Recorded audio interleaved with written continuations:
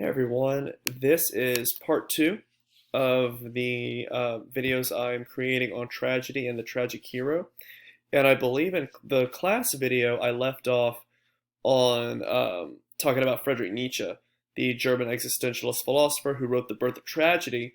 And whereas Aristotle may have established the conventions of tragedy and the tragic hero, Friedrich Nietzsche took a philosophical approach to it. He really dove into why tragedy was important, or what it says about the human condition.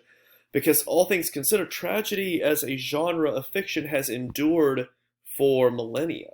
I mean, something has to be there if, as humans, we continue to indulge in it. So first off, let's talk about existentialism. As a philosophy, existentialism states that life is devoid of meaning, that don't go looking to find meaning, you're not going to. Instead, it's your responsibility to make meaning, or rather to bring it into your own life through dedicated action. And so while it could sound pessimistic to say that life does not have any inherent meaning, meaning that life doesn't just come with meaning built into it, it's actually pretty optimistic because it provides a sense of freedom in being able to bring meaning into your own life. And it is your job to not just find purpose, but to create purpose, create your own purpose. It's sort of almost like a tabula rasa approach, a blank slate. Instead of the blank slate being the human, as I believe John Locke would say, the blank slate instead is life itself. Um, and so Nietzsche belonged to this school of philosophy. Nietzsche was an existentialist. Moreover, Nietzsche is considered the father of nihilism, but we're not going to get into nihilism. That's just kind of, that is a powder keg that we're not going to tap on right now. So Nietzsche believed that tragedy, it didn't just offer a view into human suffering, it offered a view into the true nature of reality, chaotic and unable to be tamed by human efforts or human understanding. So he saw tragedy as an interplay between two forces, Apollo and Dionysus. And these are old Greek gods. Apollo is the god of the sun, the god of poetry, the god of healing, the god of art, of music. He's basically the god of all the good things that civilization creates. So when man comes together, man forms a civilization, man therefore creates culture. So Apollo would be the god of culture. And saying that means that Apollo is basically the god of order. Because you can't have culture and civilization without order. You take civilization and man is wild.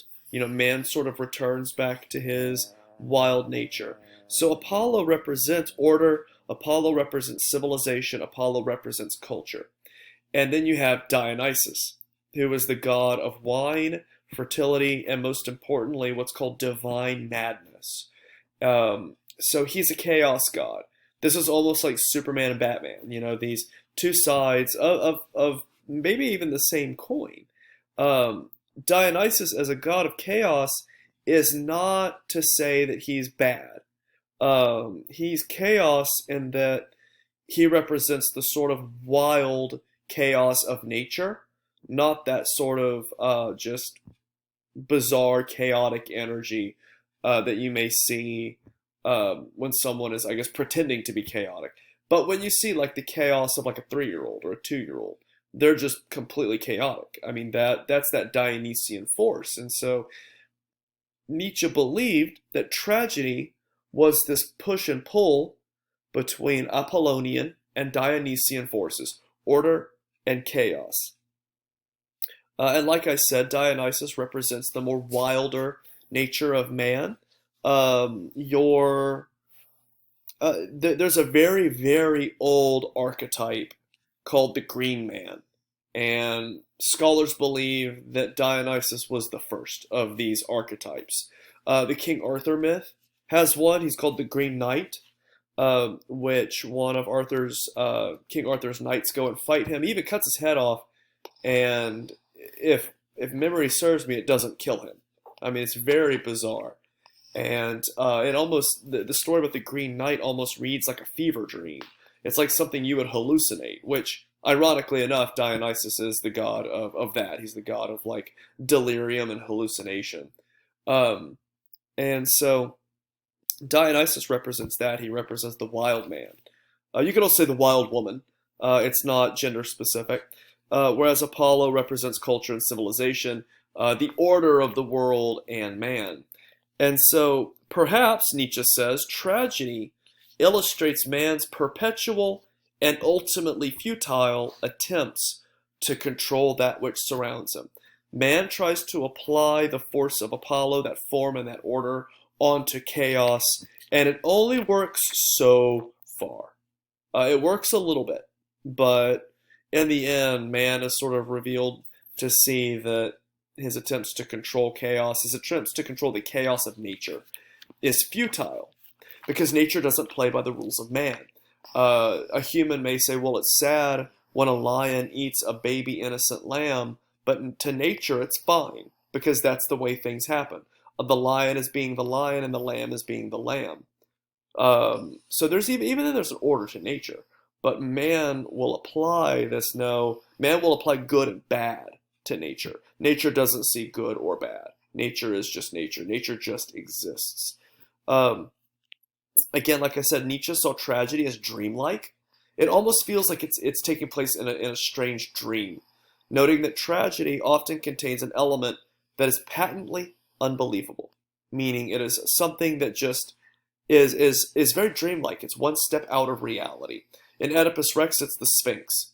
He solves the riddle of the Sphinx and becomes Oedipus. Or, I'm sorry, becomes the king. Sorry. He was always Oedipus. He becomes the king. Like in, I mean, even Macbeth, you know, you have the weird sisters that tell a prophecy that come true. In Shakespeare's Julius Caesar, it's the ghost of Caesar and the prophecy in the beginning. I mean, you name it. It's that Romeo and Juliet, the potion that puts Juliet to sleep and makes it seem like she's dead. It's pure fiction. So it has to be almost unbelievable, and by that, it gives it this dreamlike state. By watching tragedy, you feel like you're partaking, not in actual events that are unfolding, but you are partaking in a dream. I will close off on this. This is from Course Hero, and I think this is perfect. Nietzsche describes the Dionysian Force as the most powerful force that lies at the root of the world. He says it has a will of its own, as if it burst forth from nature herself. The Dionysian Force is unlike the cultural forces that shape the variety of media for artistic expression presently, because it is not one among many. It is a unique force, acting from behind the scenes in all great works of art. If you want a very grounded, realistic approach to this, some of you who've had me for English 3, and even as freshmen, you remember when I had you, when we did creative writings, you would sit down and the first thing you would do is you would just write, without that filter, without that voice stepping in and saying, don't write that, that part of you that wants to censor. That's letting out that Dionysian force. That is letting out that inner, chaotic, wild sense of expression. And again, that's what makes all great works of art, is that there is this almost element of wild energy to them that give things almost a dreamlike feel. And so I mean, if you really want to get super philosophical, you can think about this stuff all day long. God knows I have, but it's really, really cool to think that he was able to identify that tragedy was the push and pull between the forces of order and the forces of chaos, and man is caught in the middle. The tragic hero is caught in the middle of it. So if you have any questions, of course, let me know. Shoot me a message. And yeah, hopefully after you have listened to this and studied these notes, you will begin watching a tragedy. This is English 4, so you will start watching Antigone, and then you will study Julius Caesar.